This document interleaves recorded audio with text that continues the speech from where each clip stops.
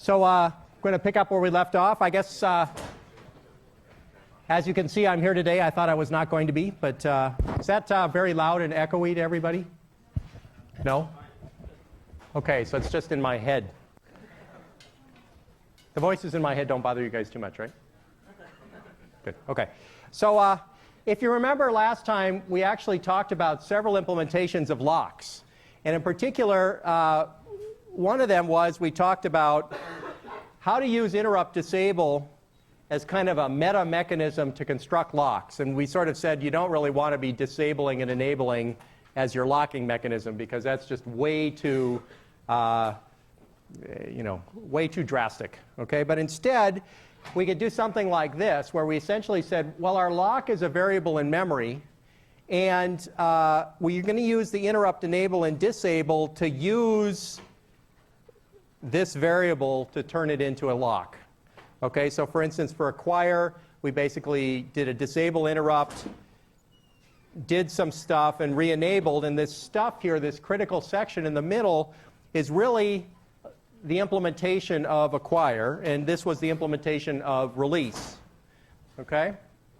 Now, did anybody have any questions on this implementation? Do you see what I'm saying about not actually using, we're not using interrupt, enable, and disable as the lock. Instead, we're using it to construct a lock, which then we use later for something else. Okay? Were there any questions on this?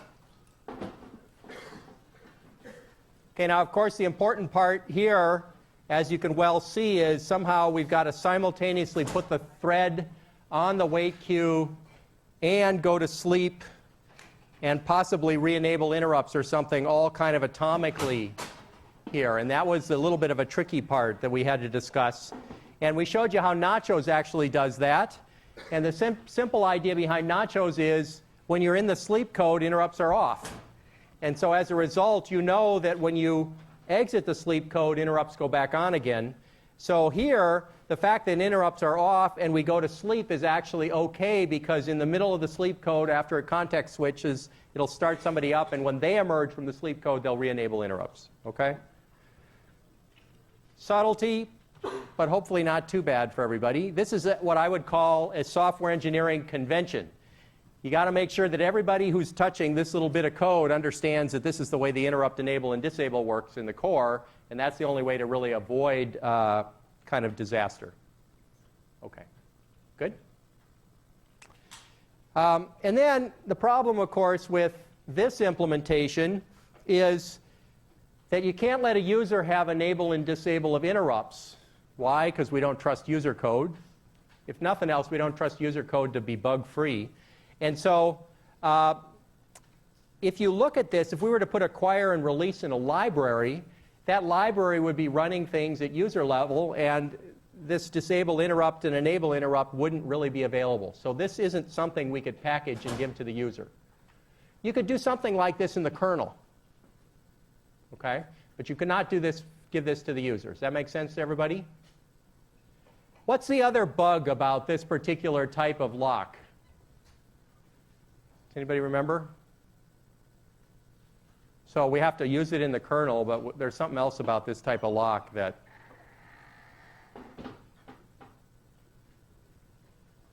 maybe has something to do with more than one processor. Does anybody remember what the story is?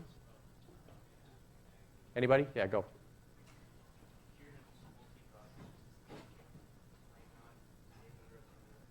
Yeah, so if you're in a multi-processor system, just because you've disabled interrupts for one processor doesn't mean you've done it for all, and so you don't get your critical section again. It is true, most single-chip multiprocessors, which we are calling either multi or many-core, actually have the ability to reach out and disable interrupts for all cores, but that, again, is pretty drastic, and you probably don't want to do that. So then we talked about using test and set, which is actually a hardware instruction primitive that works in shared memory to build a lock, and essentially we can build a pretty good lock. There's still some busy waiting, but it's not too bad, and this code looks almost identical to what I just had, except that the red pieces now, instead of, being an enable and disable interrupts, are really grabbing this guard lock and releasing the guard lock. Okay? And you can see here the busy waiting piece is right there, right? We say while test and set on our guard, we spin. Can somebody tell me why maybe you could make an argument that this busy waiting isn't so bad? Can somebody attempt to make that argument? Yeah. Yeah. So about the only argument you could make to justify busy waiting, and I might actually buy it here, is the critical section is so short that you're not really spinning for long.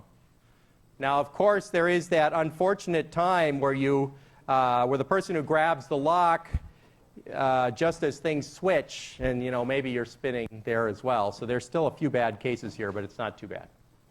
Okay. Now, again, also we're going to go to sleep and turn the guard off at the same time. So there's some atomic mechanism we have to come up with there. Okay, that's all I'm going to review from last time. Are there any questions? Okay. Oh, actually, let's talk about semaphores. So at the very end, of course, we talk about semaphores. Remember, the semaphore was a non-negative integer-like item that supports only the following two items, P and V. And that's it. So you can't look at the value. You can't increment the value except by using P. You can't divide it by 5. Okay? So basically, once you've created your semaphore, you're stuck with it as a hidden value inside. So the only time you can touch the integer is at creation time. And then P and V are the two atomic operations, P being the decrement the variable. If it's 0, before you decrement, go to sleep and wait until it's above 0 before you decrement. And V says increment, and if anybody was sleeping, wake them up. All right? And the only time you can set the integer is at the very beginning. And the semaphore was basically from a railway analogy. And here was the example. Here's a semaphore initially set to 2. The first P that gets executed decrements it. The second one decrements it. The third one comes along, goes to decrement it, sees there's a 0 there, puts the thread to sleep instead. So now we can essentially have two threads sharing a resource or two threads in a critical section or something. It's up to you. How do you want to interpret this?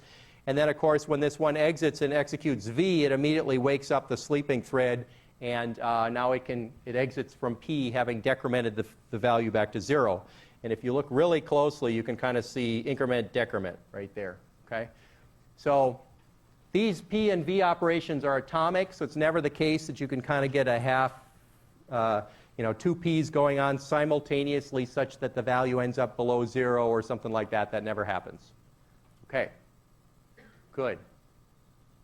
Any more questions on semaphores?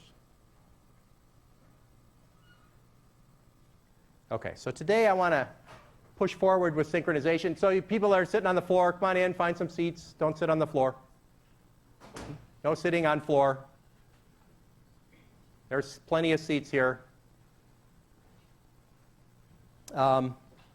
So today I want to talk about monitors in a lot more detail than we did in the 2 seconds at the very end of the lecture last time. Hopefully you heard a lot about monitors in section on Friday, but we're going to push on that a little more. And after we talk a little philosophy, we're in fact going to go through what I call the reader-writer example. I don't know if they did this in section on Friday or not, but we're definitely going to do some more. And then we'll close up by talking about how some languages give you actual synchronization support. So at the very end of the lecture last time, we built this Coke machine, which looked like this. And it was built with semaphores. There were 3 semaphores.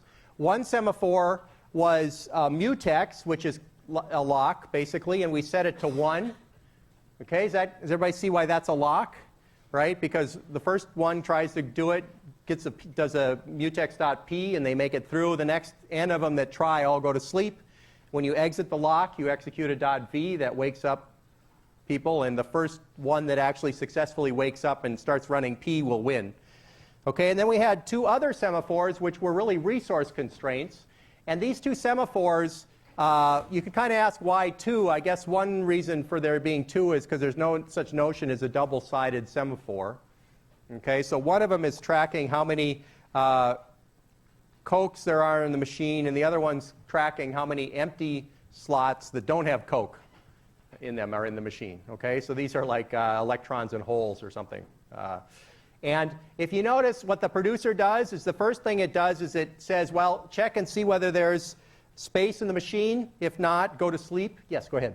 Right, but you check it because you assume that NQ and DQ can interfere with each other. Well, the mutex is because we assume that NQ and DQ are non-atomic things, and if two people execute either NQ or DQ simultaneously, it'll screw each other up. Yeah. I mean, let's imagine that we have a linked list and one's always taking something off, but at the end of the linked list, one's always adding to the end of the linked list. If you have multiple elements in there, it doesn't really matter that they're interchanged at all. Because one's moving pointers to the reverse, one's moving pointers to the front. So the suggestion. That's not interfering, so you can let the NQ and DQ happen, and any interleaving. So the suggestion here is that with linked lists, you might be able to have NQ and DQ work without locks around them. That's very challenging to get right, because even those pointers you're trying to manipulate can get screwed up. You got to be very careful on how you do it. Now I'm going to show you actually a little bit later in the lecture how to use something like compare and swap to do kind of what you want, but that's very tricky to do right. So let's pull that one off the table now, because it's more likely you get it wrong than right. So the mutex is really protecting the fact that NQ and DQ are kind of non-atomic. They got heads and tails, and you're putting stuff on them, and you don't want both of them running at the same time because you're going to screw up the Coke machine. So what the producer does is it says empty buffers. If there aren't any free buffers, it goes to sleep. Otherwise, it enqueues a can of Coke, and it does that atomically. That's why we grab the lock and release the lock. And then at the end, it sort of increments the number of Cokes in the machine, which, by the way, wakes up a student who might be, went to get Coke, said, is there a Coke in the machine? The answer is no, because this was 0. They go to sleep. This full buffer will wake them up again. And then the same thing, we DQ. We wake up the sleeping Coke machine guy. Is that what this guy will do if he happens to be sleeping on the .p, and we return. Okay? Was this clear to everybody? Now the problem with this, of course, is it's messy, right? I mean, we got all of these semaphores, and we got a mutex, and the semaphores, there's two different types of semaphores. One type is for locking, and the other type is for resource constraints, and that is tricky. And what was the other problem we found? Well, we talked about last time how if we happen to accidentally switch the two .p operations here, then we're toast. Okay, and the reason we're toast is because this .p grabs the lock on the Q, and then if we happen to go to sleep with that lock, then what we've done is we've deadlocked the system, because we've grabbed the lock, we've gone to sleep, and now nobody can ever get the lock, including potentially a student who needs to wake up to take a can out of the Coke machine so that the producer can put one in. Okay? So this particular code does everybody catch why the switching of the P's gives you deadlock? If not, ask the question now. Okay, so this is nice code and all, but it's, how do you get it right?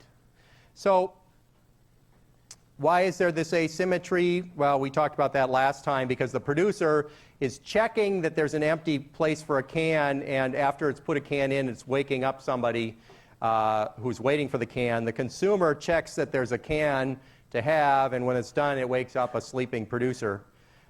Is the order of the P's important? Yes, because we can get deadlock. Is the order of the V's important? No, although it might change the scheduling a little bit. And then what if we have two producers and two consumers, or n producers and n consumers? And basically the answer is no, this just works. Okay? So this is kind of nice code. You can have many producer threads, many consumer threads, and the right thing just happens. Okay? Now, so the motivation to change our synchronization is really that, well, we can do this with semaphores, and Unix was founded on semaphores, but it's easy to get it wrong, especially when there are lots of different things you try to do with semaphores. Some of them resource constraints, some of them locking constraints, or scheduling constraints. And so the cleaner idea here is we're actually going to use locks for what they're intended for, which is mutual exclusion, and condition variables for the scheduling constraints, and that's basically what we get when we have a monitor.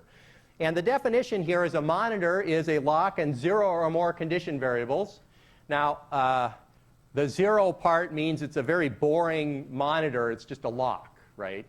But technically speaking, you could write code in a monitor style with no condition variables, and I guess you could call it a monitor. Some languages actually put monitors in the language. I'll show you that at the very end, how Java gives you monitors. What you really ought to think about in this class, other than the way the book talks about monitors, is that monitors are a programming style or paradigm. Okay, think of monitors as a pattern that you're going to use for programming. Yes, they're in some languages, but the book basically says monitors are a language item, or they basically say that it's something that's in the language. And the right way to look at it is monitors are the style of programming that languages help you with. Okay? And the lock is always going to be there to provide mutual exclusion to shared data. You're always going to acquire before accessing the shared data, release after finishing with the shared data, and the lock is initially free. And here is a very simple monitor example, which is an infinite synchronized queue. Now, notice we have a lock and we have our queue. Okay, and the way we add to the queue is we acquire the lock, we enqueue an item, we release the lock. Now, this is not a special lock-free algorithm, so we need to acquire and release. And the way we remove from the queue is we acquire the lock, we dequeue, we release, and we return. Okay? And technically speaking, this is a monitor, but it's a pretty boring one because it's got no condition variables in it. And it's also got this really messy thing to it, right, which says that you can actually get back null. It's possible to dequeue and find nothing, and so that some thread that executes remove from queue could actually come back with null. Okay? And the reason that's messy is, well, what do you do with null? I don't know, you loop and keep doing return, remove from queue over and over again. Well, suddenly we're busy waiting.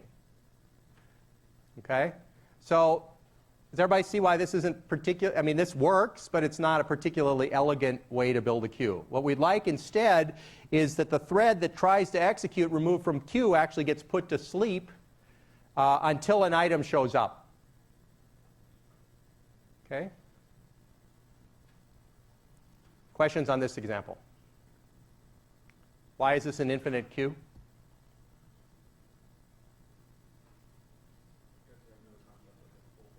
Yeah, so notice that we're not in any way restricting the ability to enqueue items. So this is better be an infinite, you better have a lot of memory here. Okay, an infinite amount. So let's talk about condition variables. So how do we change this remove from queue routine to do something a little more intelligent?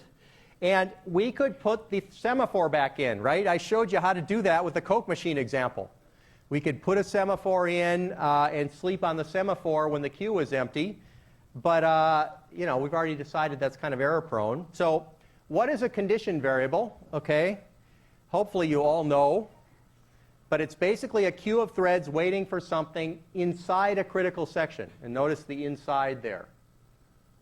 Okay?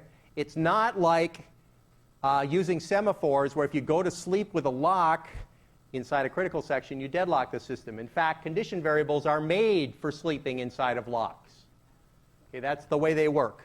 So they allow sleeping in the critical section, and the way they do that is they atomically release the lock, but they do so in a way the programmer completely can ignore.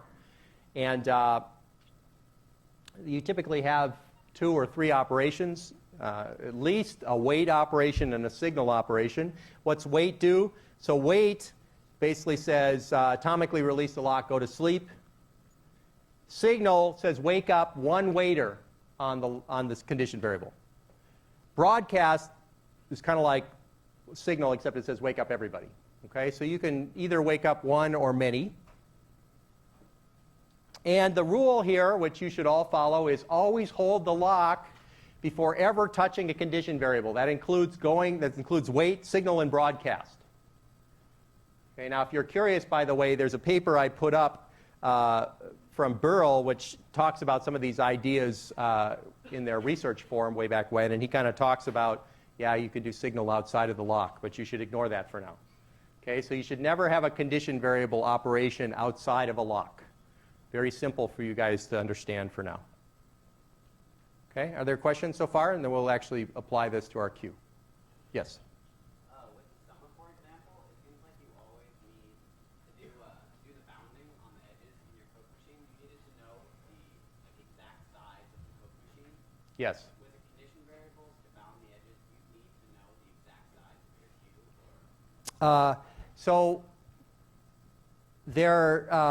So there's different queues involved here. So in the case of the semaphore with the Coke machine, it's the integer we initialized it at, which is the size of the Coke machine.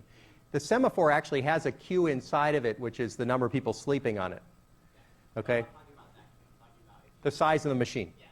So what you'll see here, if we were to do the Coke machine example with monitors, is we could actually feed the Coke machine some steroids or something in the middle of the execution and make it bigger if we wanted to. So. All right, so here's our complete monitor example. So notice that in addition to the lock, I also have to have a condition variable that's called data ready. And now look at this is a basic idea here. We say lock.acquire, so we're in the middle of the lock. We enqueue our item.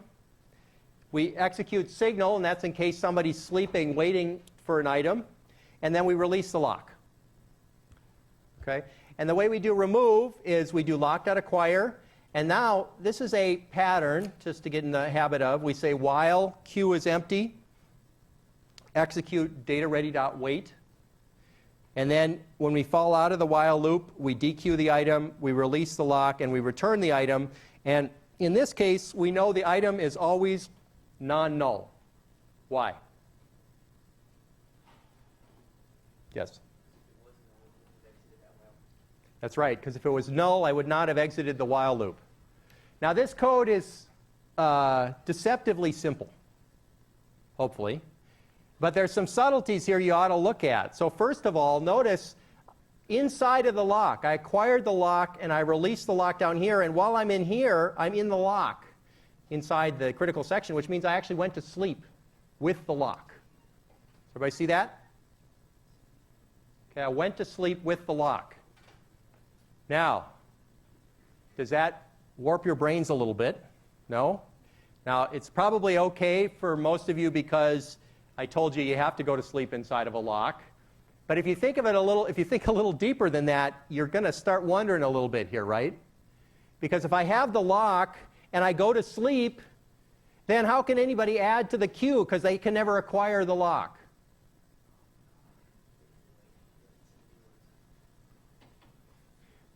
Okay, now I'm trying to screw your minds up. Is it working?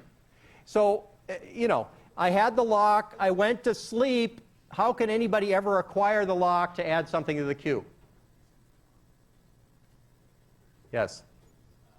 Wait must do some sort of black magic. So wait has to do some sort of magic, yes.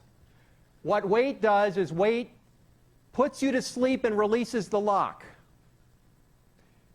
Same time.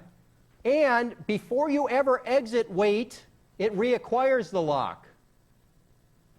Okay, so that's the magic. But that magic is inside of the implementation of the condition variable. So you as a programmer don't have to worry about it. Now you as a implementer of condition variables have to worry about it. But here's the way a programmer thinks about this. Between the lock acquire and the lock release, I have the lock. So any code that's executing here is executing inside the critical section. Why is that important? Well, it's important, for instance, if I check to see if the queue is empty and this is false, and I fall through the while loop, I know that if I do queue.dequeue, I know that it's still non-empty, and I'm going to get a non-null item. If it weren't the case that I had the lock, then it's possible that some other person might execute remove from queue, steal it out from under me, and so after I found out it was not empty and I went to dequeue, I got null anyway.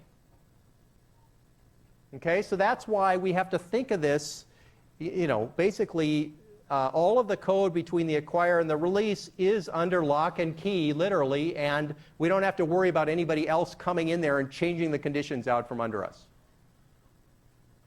Okay? How are we doing? Questions? Yeah.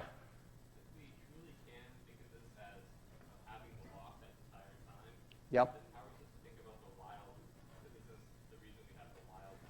Ah, young Jedi, why the while loop? I know why. I know why we have it, but if we're supposed to imagine that we really have the logical run, the while loop is kind of not the best. So I'm going to tell you that in about a slide, but the real answer here is it's possible for me to get woken up and start running, and the condition is no longer true.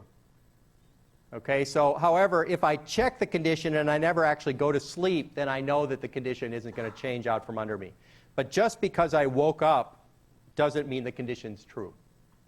We truly have the lock, though. Like, if we had the lock, then it wouldn't be true, right? We'll talk about what truly have the lock means in just a second. Yes? How does it work where you are signaling people who are sleeping on it before you're releasing the actual lock so that when they wake up, they can get the lock? So basically, all that Signal does in the simplest case, which is called Mesa scheduling, is it just takes somebody who is sleeping and puts them back on the ready queue.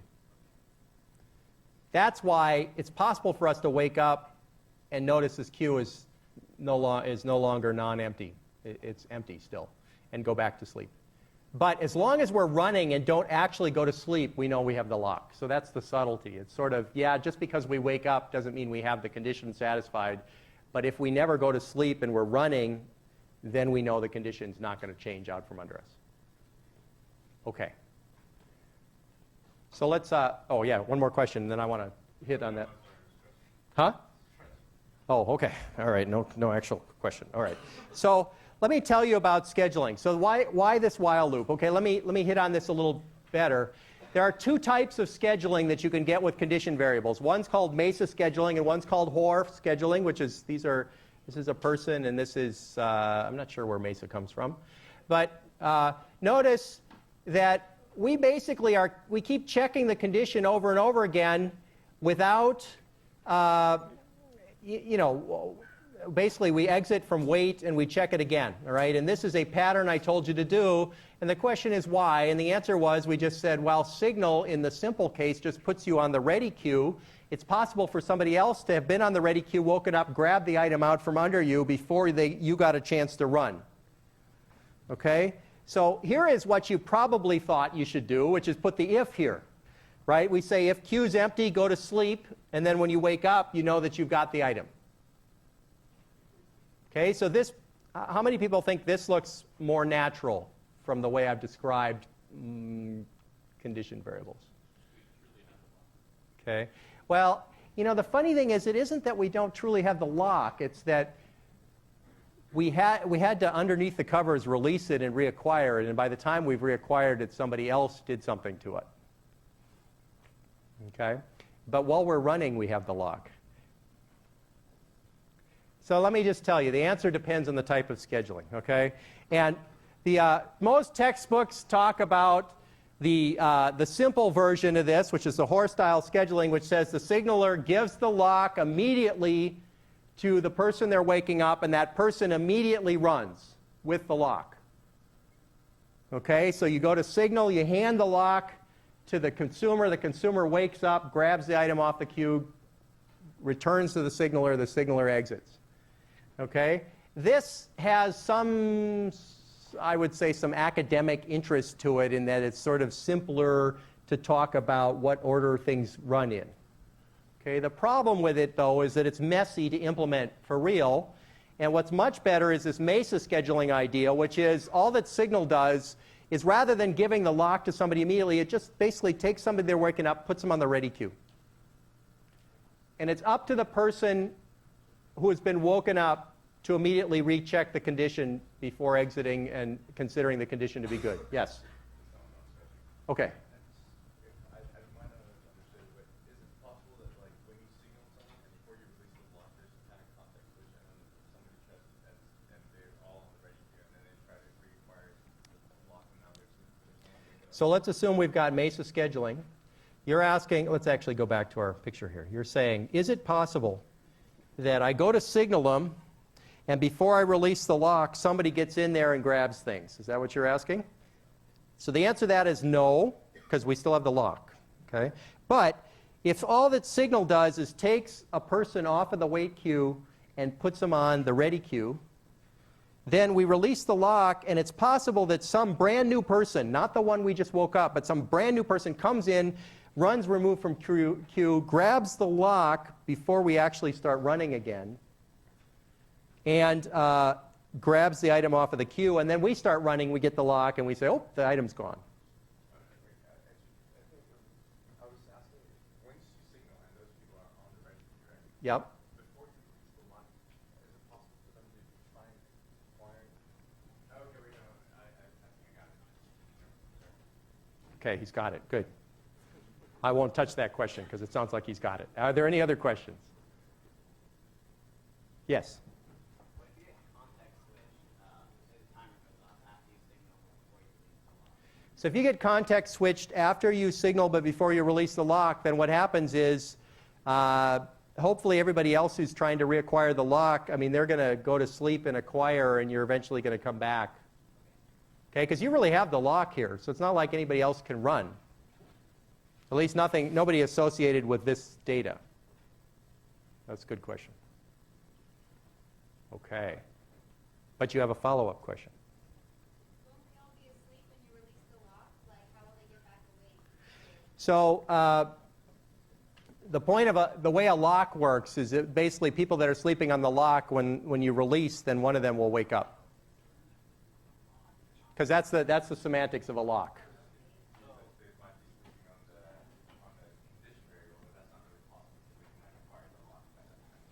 So if they're still sleeping on the condition variable, then they won't be sleeping on the lock. But if they've been woken up from the condition variable, they might be sleeping on the lock. Ah, yes. Now, as you can see, you can arbitrarily warp your minds by trying to think down the pattern here too far. Now, the right way to, and I'm not saying that's not good because you guys are in an OS class. You're supposed to do that. But the other thing you need to do is there should be your implementation brains, which are going down this path, and then there should be your programmer brains, which are saying, how do I think of this pattern? And the way to think of this pattern is I acquire the lock before doing touching shared data and release it. I acquire the lock, I release it, and potentially if my condition isn't good, I go to sleep on my condition variable. And by the way, it's a good idea to always do while in the outside chance you got, or probably good chance you got Mesa scheduling. Okay? So you need to separate your brains into two pieces here, right? There's you as an OS person and you as a programmer using condition variables. Okay, good. So, any other questions before we do administrivia? Okay. So, first design documents due tonight. Woohoo! Huh?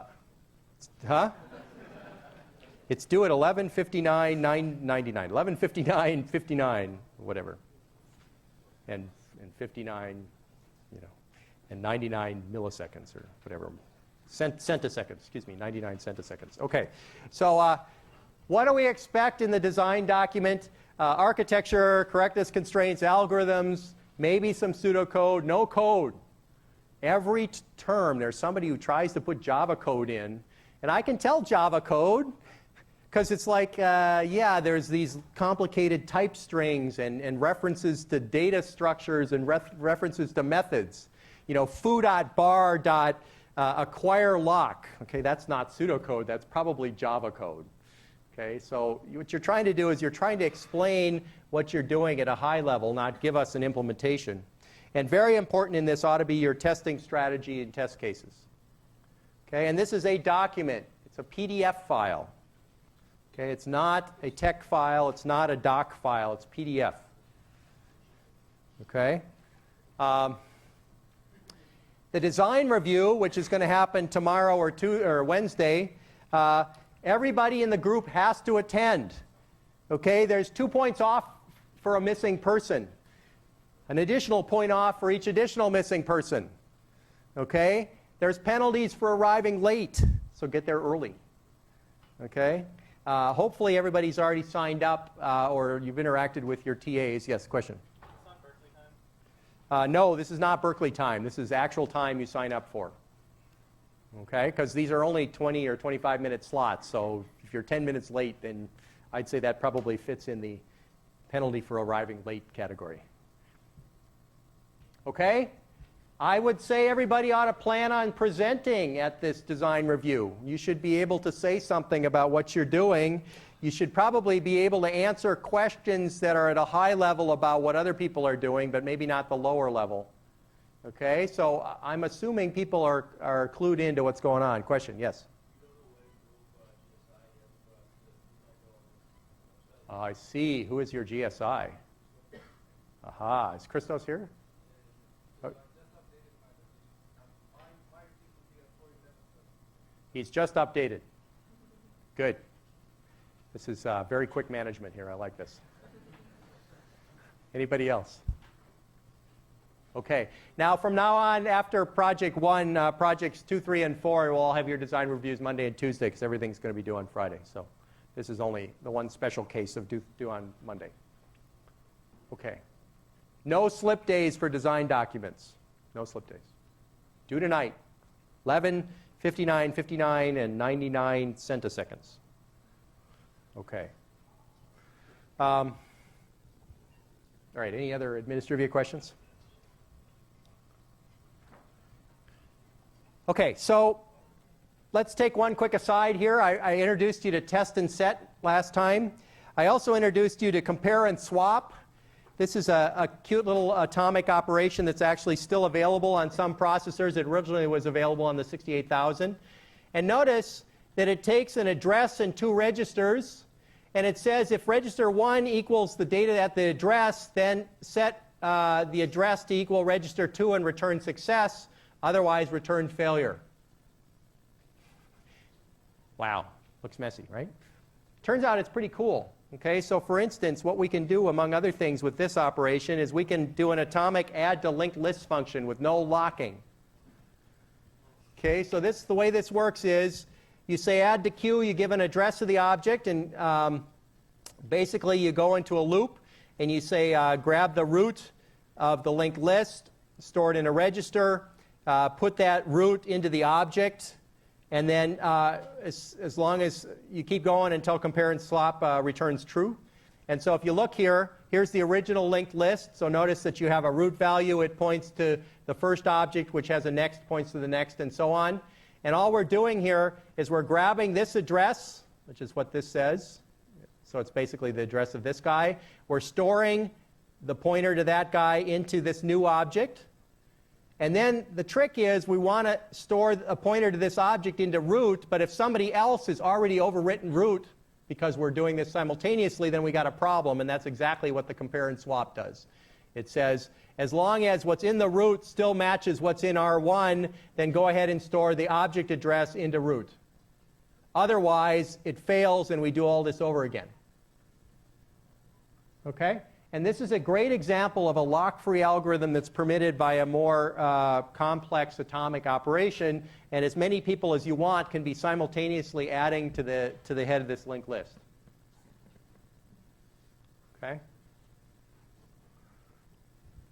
Now there's been at least one midterm one where in a fit of craziness I had people design an algorithm like this on midterm 1. You can take a look. It's actually up there. Are there any questions on this? Does that make sense to everybody? This is one of the few algorithms where you don't actually have to have a separate lock to protect the queue. Okay, but these algorithms are often very hard to think about and hard to prove correct. This one is pretty simple, so this one is pretty clearly correct. And unfortunately, a lot of processors don't have this kind of sophistication to compare and swap. They kind of stop at swap or test and set. But if you happen to have it, it's great to use. All right? Good.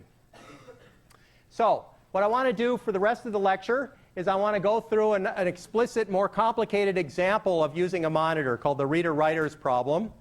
And the reader-writers problem is basically a shared database where we can have many readers, but only one writer at a time. Okay, so their readers are never modifying the database, and writers are actually modifying the database. And if you think about it, one of the problems with an example like this, if we're not careful, is if a writer is halfway through modifying something and then a reader comes along and gets a half-modified record. Okay, that'd be pretty bad. Okay?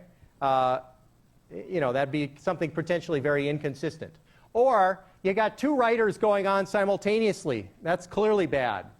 Okay, because then you get kind of half screwed up records. So can somebody give me some simple constraints on what we probably want to make sure we do with this database? Make writes atomic. What does that mean? Means that if you do a write, it does not appear to the reader when the write is Right. So when writers are happening, we want to make sure there are, in the simplest case, no readers going on, right? Okay. What else do we want to make sure? Yes. Okay. Read can't occur during a write. Yes. What else? That's kind of the same thing. Somebody give me a constraint on writers. Yes. Only one writer at a time? Somebody give me a constraint on readers, or is there one? Yes. Only one reader can acquire the lock at the same. I don't know. Like you can have multiple readers, but like only one. No, I guess it's two. So what you really want to say is you can have more than one writer or more than one reader at a time is what you want to say. Okay, I'll buy that. So do we want to add a single lock on the whole database? Okay, that's probably not so good because we'd like to have many readers, right? So the problem with having a lock is the reader grabs the lock, and then the second reader can't do anything. Okay, so we're going to need to be more sophisticated here than a single lock in order to do what we want to do. Does everybody buy that? Now, in reality, we want to be even more sophisticated. We're not going to do that today, but we'd like to have a separate synchronization thing for every record. But we won't bother with that today. We're going to just talk about the database as a whole. Okay? So, basic solution. So, readers can access the database when there's no writers. Writers can access the database when there's either no readers or no writers. And only one thread manipulates state variables at a time. Now, state variables are with respect to our database access solution, not with respect to the database. So by state variables here, I'm not talking about the database. I'm talking about our little access control method. Okay? So the basic structure of the solution, the reader is going to wait until there's no writers, access the database, and then at the end, it'll wake up writers if they're waiting. Okay?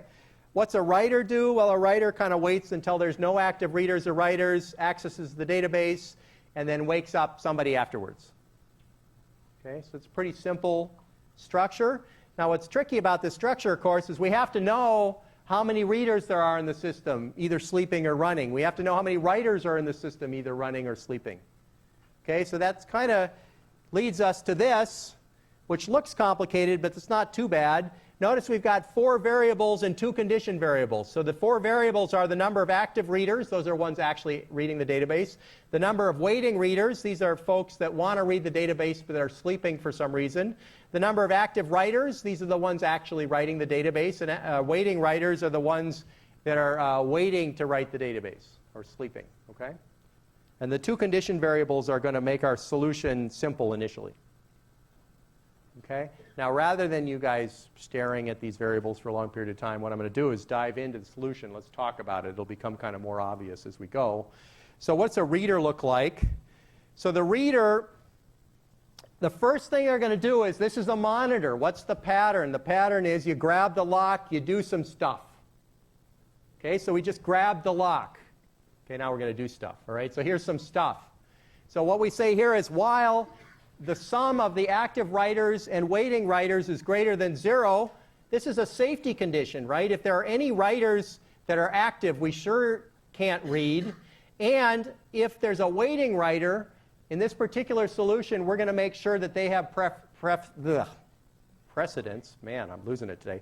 Make sure they have precedence over us. And so basically, if there's any active writers or waiting writers, we are going to go to sleep. So this is our condition variable check, which basically says, oh, if the conditions are wrong for me, I'm going to increment the number of waiting readers. I'm going to go to sleep. And when I wake up, I'm going to decrement the number of waiting readers and recheck my condition. Okay, so that's the MESA condition loop. Okay, and then assuming that the sum of the active writers and waiting writers is 0, I will have exited down here, and now suddenly I'm an active reader. I'll add 1 to that number. I'll release the lock. And poof, now I have access to the database, which I'm going to perform. And notice how I'm performing that access outside of the lock.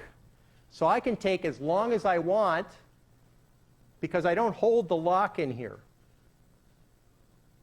Okay? And now what do we do when we check out of the system at the end? We're done. We grab the lock again. We decrement the number of active readers. And then we say, gee, if there are no more active readers and there's some waiting writers, I'm going to signal a waiting writer. Then I'll release the lock, and I'm done. Okay. Now, several things to notice here. So the first one I'm going to show you is actually very simple. Notice we're doing things like plus plus and minus minus here. You all know what plus plus means, right?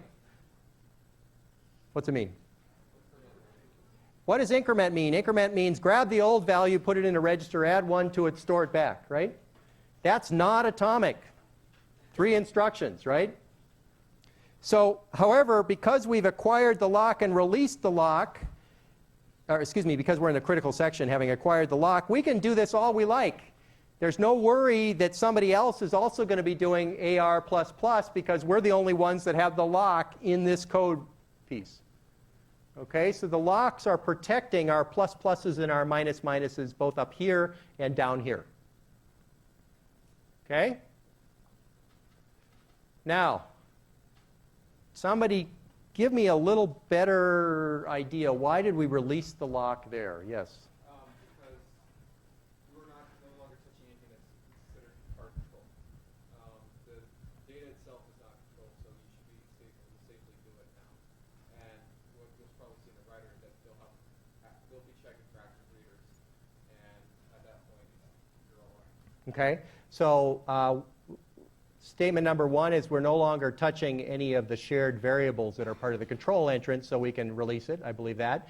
And what was the second part? So the data itself is being read, so if you interleave the reading of data, it's not going to cause a problem. Okay, and we're busy reading data. Now, so we're reading data. Somebody tell me another, that's good, those two are good. What's another good reason why we have to release here? Yes? So somebody else can read, right? Because if, so somebody else can read, correct? Because if we actually don't release the lock here, then another reader would get stuck trying to acquire, and they would never make it down here. So the fact that we release the lock means that there's a potential for more than one reader to actually make it into the database at the same time as well. Good. Okay? Now, yes, question? So if there's lots of people that want to write, you're never going to be able to read? Well, that's a good question. So you're saying if there's lots of people that want to write, you'll never be able to read. Why is that? Explain. Because you always check for waiting writers and active writers, and you release the lock, and so waiting writers can keep adding themselves onto the... Yeah, that's very good. So does everybody see that? So what he notices here is that writers are being given preference over readers in this code. I wasn't going to mention that until later, but that's fine. So notice that basically, if we go to sleep, every time we see either an active writer or a waiting writer, and somebody else keeps adding more writers, it may be that we never get out of this loop. Yes, correct. Okay, and we'll have to talk about that asymmetry in a little bit. Any other questions on this reader code? Good observation. Yes?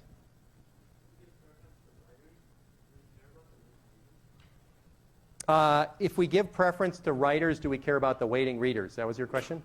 So the reason we care about the waiting readers is because later we may need to wake them up. Yeah. Okay. So let's look at the write code here, and then we'll take a break. So let's look at the code for a writer. Says the following. First, we acquire the lock. Why is that? Because we're monitor style, and we're going to do some shared variable access. Here, we kind of say the following. While there's an active writer or an active reader, we have to go to sleep. Okay? As long as there's an active writer or an active reader, we have to go to sleep. Why is that? Okay, why do we have to go to sleep if there's an active writer?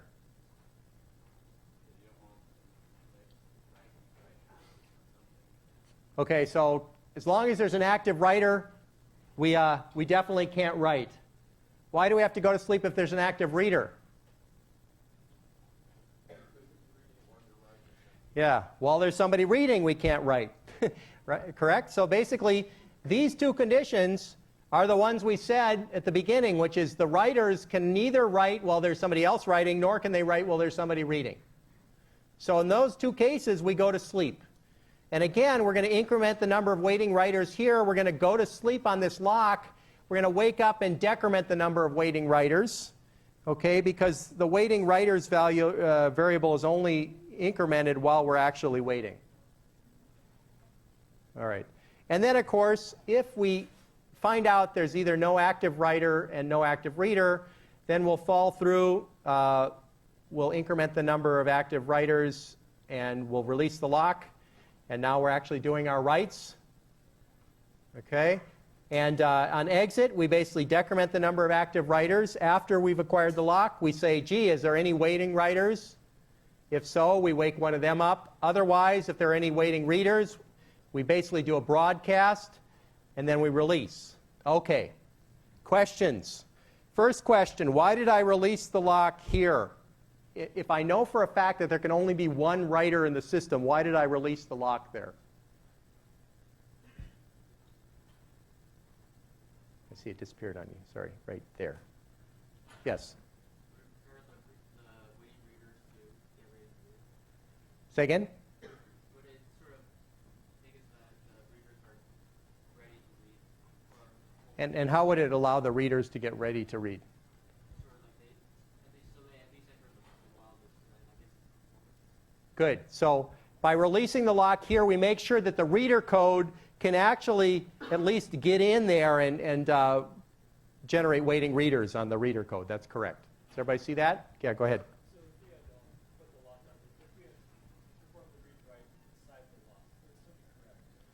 If we did the read-write inside the lock, it would still be correct, but it would be a little more chaotic because we'd have a whole bunch of people sleeping on the acquire of the lock.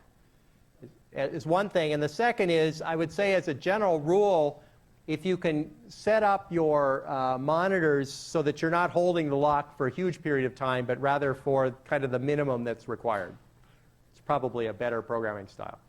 But yes, you're right, it could still be correct. Okay. Here's another question. So why are we using broadcast here? Yes? We want all the readers to be able to get it. That's right. We'd like every reader to be able to wake up. Now, if you think it through a little bit, let's go back and look at that code for a second. The fact that we're broadcasting means that every reader is going to come out of wait, but they're going to come out of wait one at a time. And how do I know they'll come out of wait one at a time? Only one can hold the lock at a time. So the fact that we did broadcast put a whole bunch of them onto the ready queue, but only one at a time can they wake up with the lock because only one can have a lock. So the first one will wake up, go back here, say, oh, I can really run, go through. The second one will wake up, and so on. Okay? Does that make sense, everybody? I'll leave that up for a second. There's a question. Yes? Why did we only do signal on the writers?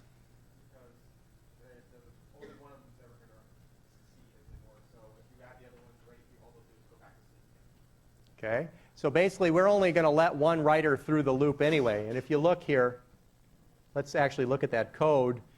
Let's suppose we set a bunch of them up, wake a bunch of them up down here. Then the first one will wake up, fall through this loop, increase active writers to plus plus. The next one will wake up, and then suddenly it'll get stuck and go back to sleep again. So basically, if we broadcast on the right, what happens is one of them makes it through, and all the rest of them go through the trouble of waking up, doing some calculation, going back to sleep. Question? Yes? I was just going to say, also, all the readers could potentially go at once, so it's not like a limited resource. That's really rough. Right. So basically, because we're allowing more than one reader to actually be running at a time. That's correct. Okay, now why does this code check for waiting writers first before it checks for waiting readers? Yes? Okay, so the writers have more up-to-date information. I would buy that as one. Yes? What else? The readers check, the readers sleep if there are any waiting writers. So if you prioritize the readers, they would just wake up, sleep, there's waiting writers, go back to sleep. Yeah, so if we did this first, broadcast, and there was a waiting writer, all these readers would broadcast, they'd wake up, they'd go right back to sleep again.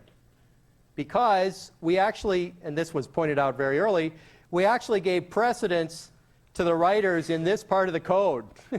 So if we were to wake up a bunch of readers and there was a waiting writer, that would be pointless because they'd all just go back to sleep. Yeah, question?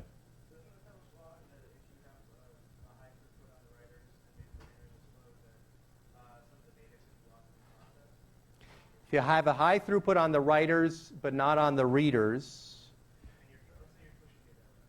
yep.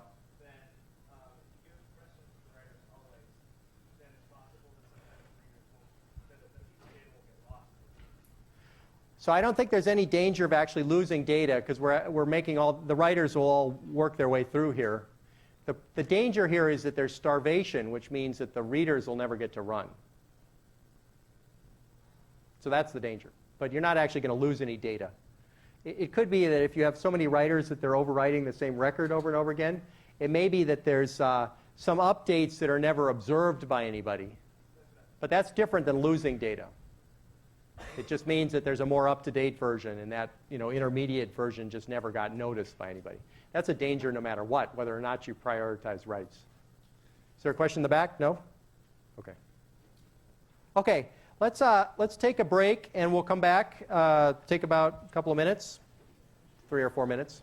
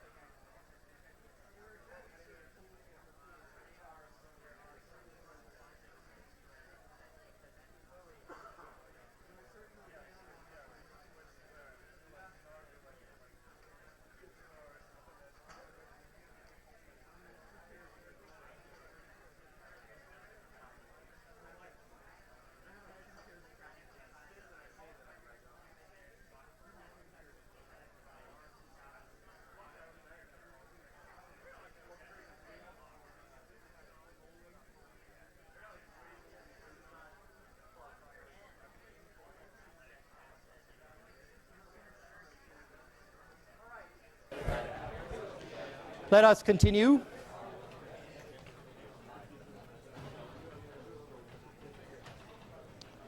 So let's very quickly go through this solution. So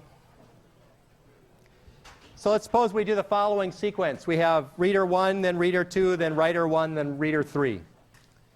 So on entry, each reader checks the following code. They say, gee, while the number of active writers plus waiting writers is greater than 0, well, is that true when reader 1 comes into play? No, because there are no writers yet, right? So each reader, both 1 and 2, are going to be able to fall through this code, increment the reader plus plus or AR plus plus. And so when the first one comes along, we'll end up with active readers equal to 1. Second one comes along, we'll have active readers equal to 2. Okay?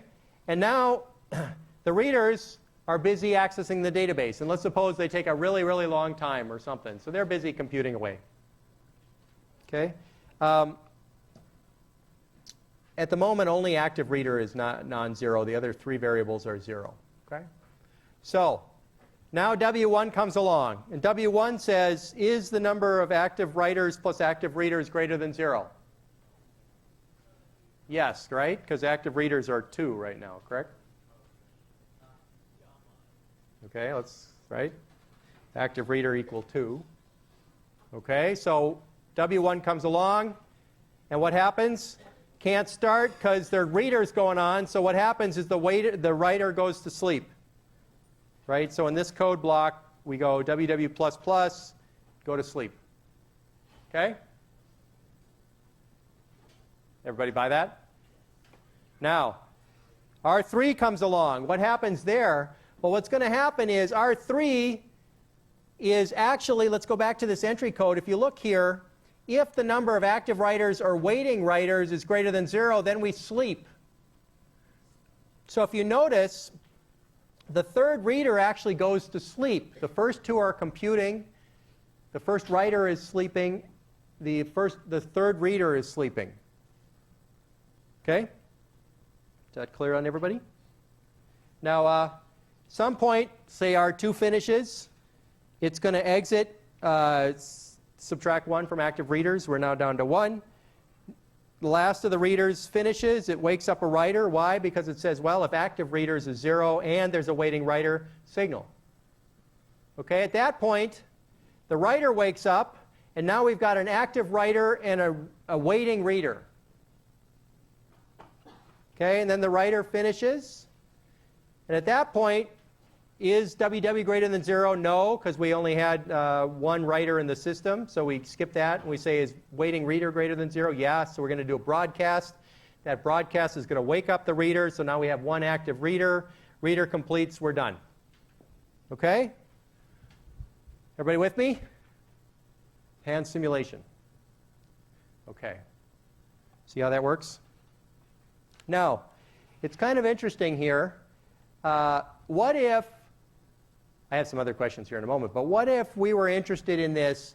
We have some readers, then we get a couple of writers, then we get some readers, then we get some writers, and so on. What if we wanted to actually interleave for fairness sake, so that when the readers come along, yeah, we can group them together, and then the writers, we let them go, and then the next group of readers gets to go. Even if writers are kind of constantly coming in, how could we do that? How could we allow, to divide time into these groups of readers, individual writers, groups of readers, individual writers, such that we can kind of be fair? Will this code do that? This code will definitely not do that. Yeah, go ahead. You had a thought?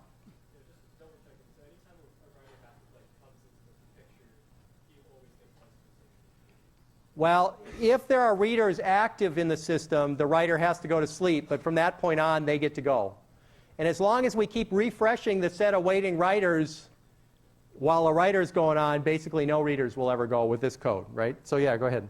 My idea is, I guess, use like a queue for readers and writers, and then as the readers come in, you put them in the queue, and the writer goes after them. And then you dequeue readers until you hit a writer. Yep. So you'd have to build a queue or something, exactly. Okay?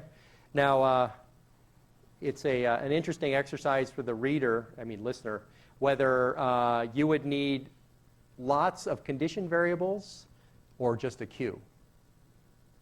Okay, I'm going to leave that open for thoughts. Okay, so can the readers starve? Yes, right? The readers are forced to go through this loop, and as long as there are any active writers or waiting writers, the readers go to sleep. Okay, so that's I don't know if it's a feature, but it's the way the code works. Okay, what if we erase the condition check and the reader exits? So here's an interesting thing, right? So at the end of a reader, it decrements AR minus minus, and then it says if active readers is 0 and waiting writer greater than 0, wake up a writer. Okay? What if we do this? Okay, we erase that condition. What happens?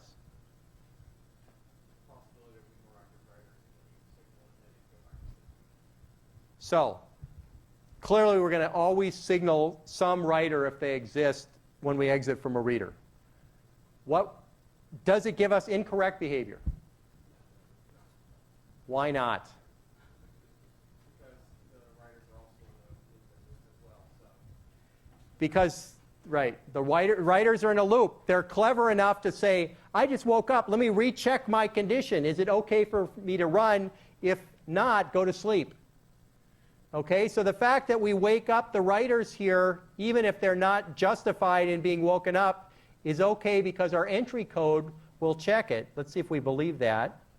Do we have the, here's the writing code, right? So if we wake up and we still have active readers, then what happens is the writer wakes up and they go immediately back to sleep again. Okay, so this actually works okay because of the correctness conditions of the while loop, even if we kind of screw up our code and just signal people just for the heck of it. Okay, now, what if we turn the signal into a broadcast? So there were 12 writers waiting, and we're still an active reader in the system, and we wake them all up. Does this work? It works because every writer wakes up, goes, checks its condition, goes back to sleep again. Okay? Now, I'm not saying this is good code because you know that you're wasting time waking things up only to put them back to sleep again.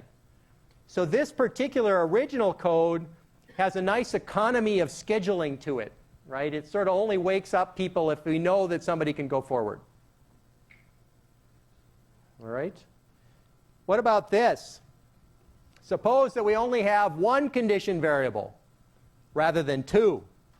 So both readers and writers sleep on that condition variable. And at the end of either a read or a write, we just broadcast, wake everybody up. Does this work? Okay, hopefully you're all kind of into the scheme here. Yes. The reason it works is because everybody wakes up, they check their conditions. The fortunate one who happens to wake up at the right time to meet the conditions gets to go, and the rest of them go back to sleep again. Okay? Now, unfortunately, this isn't going to be very clean. Okay? And the reason it's not very clean is because there aren't any clean semantics on broadcast as to who actually gets woken up. All right? So whether or not the right thing happens according to some semantics, like writers always get to go forward. That was a clean semantic that we knew from the previous code. When we put the broadcast in here, it's no longer clean. If we have 100 writers and 100 readers, it may be that the readers get to go just because they woke up first. Okay. All right, questions? Does that make sense to everybody? So that little entry code with the while loop is really rechecking the condition. Hopefully you all see why these are called condition variables, right? Because there's a while loop checking condition, go to sleep on the condition variable. Okay, that's not an accident. That terminology is completely appropriate. Can we build monitors from semaphores? Okay, lock is easy, right? We can build a lock with a semaphore. We just use a mutex. Okay, can we implement the condition variable this way? So we take a semaphore, we start it at 0.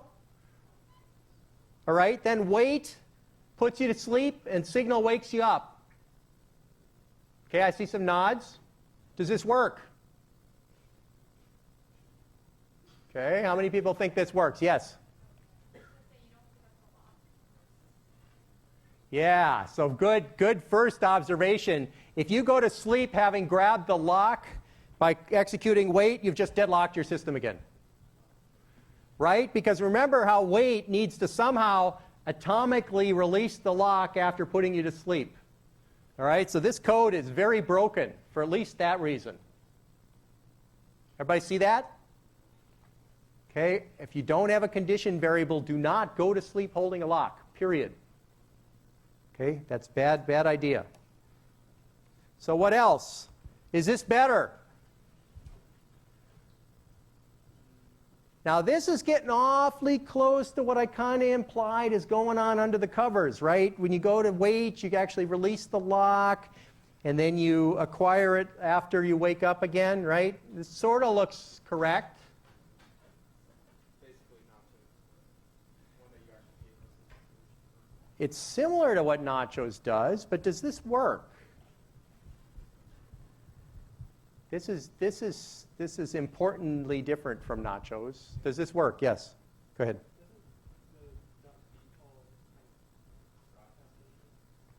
Well, so what is .v? .v is an increment and wake up anybody who's sleeping. So yeah, so maybe it's a broadcast, but okay, maybe not so bad, right? There's some ways of interpreting v as you wake up exactly one person, so maybe that's not so bad. Yeah.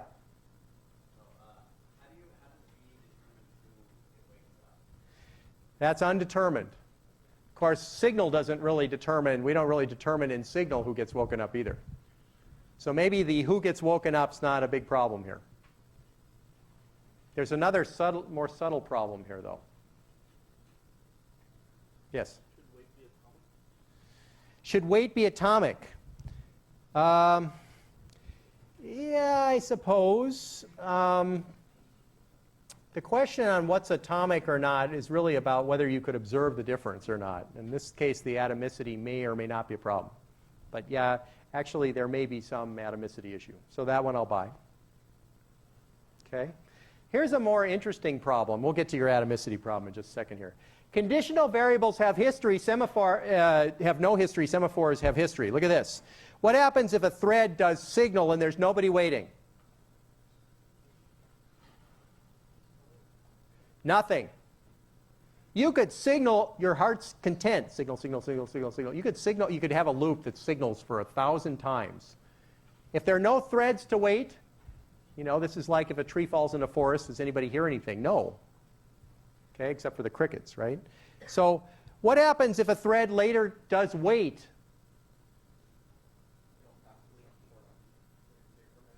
Well, no, not wait, not signal. Wait, so, or not P. What happens with wait on a condition variable? If I've done a whole bunch of signals and I do a wait, what happens? No, not with a condition variable. In a condition variable, wait always puts you to sleep, always. Okay? Does the code I've got above here have that behavior? Right? This is a pretty subtle little brokenness here, right? So if I do a bunch of V operations and then somebody comes along and does P, they'll just fall straight through. Whereas here, the semantics that we're trying to get out of wait and signal is you could do a whole bunch of signals, and then when you do a wait later, you still go to sleep. Okay, so this code doesn't work.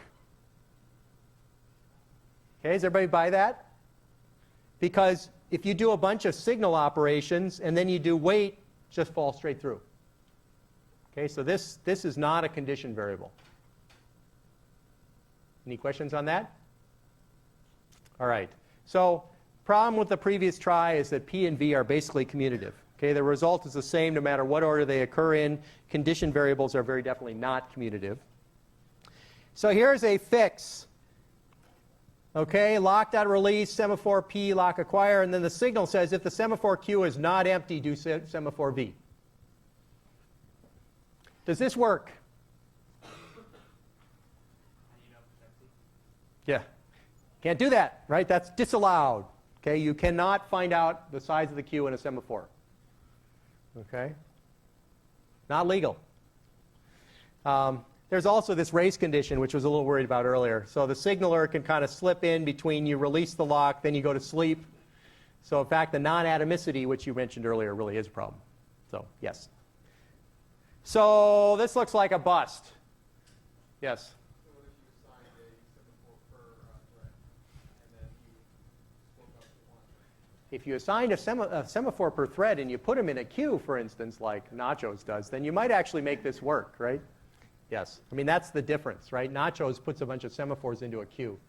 Now, it turns out, yeah, question? Is it just an academic system that we don't put semaphore, don't allow you to get inside the semaphore? I mean, I can imagine it being very convenient from an implementation perspective. There's no issue with that. The real problem is, what would you do with it for the following reason? You need to do this atomically, and you don't have that as an option anyway. So even if you could read it, you couldn't write this code, because you need to make sure that you check the queue and then you do semaphore V only once.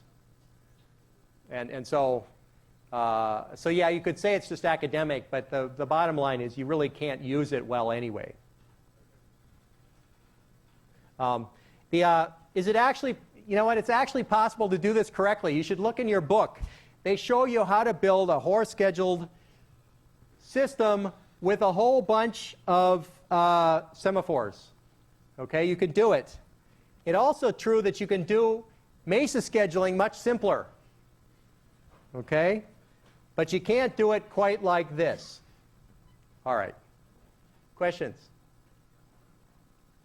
I encourage you to go look in the book. Yes?